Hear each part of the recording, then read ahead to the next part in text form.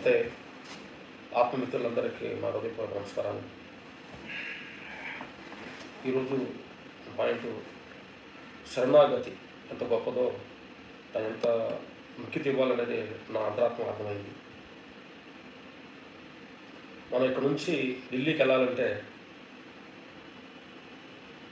అదే నడిచి వెళ్తే 2 రోజులు పడుతుంది, అదే కారులో వెళ్తే 2 రోజులు పడుతుంది, అదే ప్లేట్లు వెళ్తే 2 రోజులు పడుతుంది అనేది మన ప్రతి వాళ్ళకి జర్నీ అర్థమవుతుంది.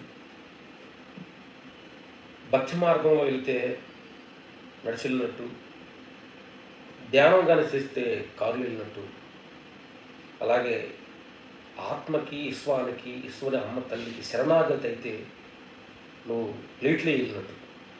కాబట్టి అన్నిటికంటే ముఖ్యమైన విషయం ఏంటంటే, నువ్వు ఈశ్వరుని అమ్మకి శరణాభావం అయ్యి అమ్మ మీద అన్ని భారాన్ని ఓపి నేను నాదైన కర్తభావాన్ని తీసేసి నీకు జీవించడం మొదలు పెడితే అంత తొందరగా ఈశ్వరుడు నువ్వు ఒకటవుతానని మాకు అర్థం. ఆత్మహత్యలందరికీ మన హృదయపూర్వక నమస్కారాలు.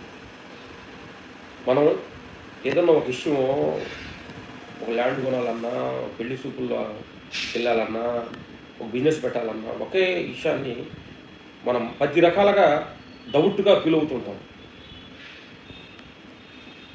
అలాగే మిత్రులారా, ఒక విషయాన్ని 10 కోణాల్లో చూపించేది అహంకార స్థితి.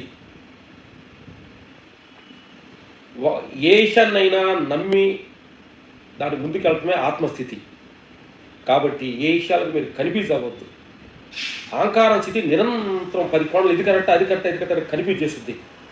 కాబట్టి అది కనిపించేస్తుందంటే అది అహంకారం అనుకోండి.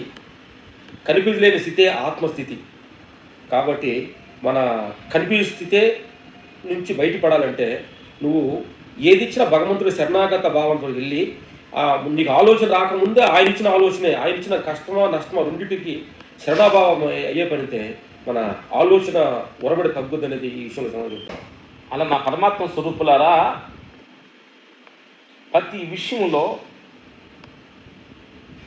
ఇలా మనం ఆత్మస్థితికి